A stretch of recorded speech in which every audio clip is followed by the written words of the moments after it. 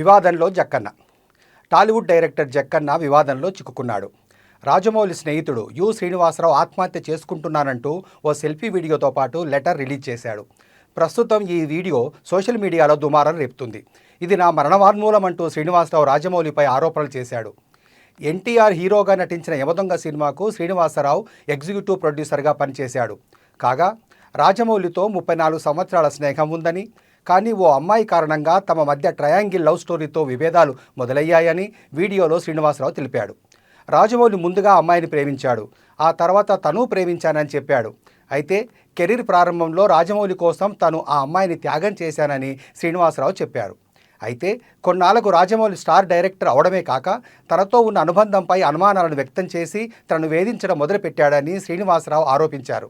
అప్పటి నుంచి తాను ఈ వేధింపులు భరించలేకపోతున్నానని వీడియోలో లెటర్లో శ్రీనివాసరావు పేర్కొన్నాడు. India's number 1 director S S Rajamouli and Rama Rajamouli వల్ల నేను చనిపోతున్నాను. అందుకు సంబంధించి నేను ఇస్తున్న మరణ వాంగ్మూలం. వీడేంటి పబ్లిసిటీ కోసం ఇలా చేస్తున్నాడు అని మీరు అనుకోవద్దు. పబ్లిసిటీ చేసుకునేవాడు ఎవడో చనిపోవాలని అనుకోడు. అందుకే మరణ వాంగ్మూలం ఇస్తున్నాను. నేను పనిచేసిన వాళ్ళలో ఎంఎం కీరవాణి, గుండం గంగరాజు గారు, చంద్రశేఖర్ రిలేటి, అను రాఘవపూడి, మైత్రి మూవీస్ ఎంఓ చెర్రి,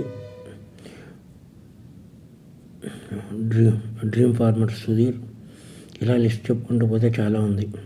వీళ్ళందరికీ మా ఫ్రెండ్షిప్ గురించి తెలుసు. మేము ఎంత క్లోజ్ ఫ్రెండ్స్ ఏంటి అనేది అందరికీ తెలుసు.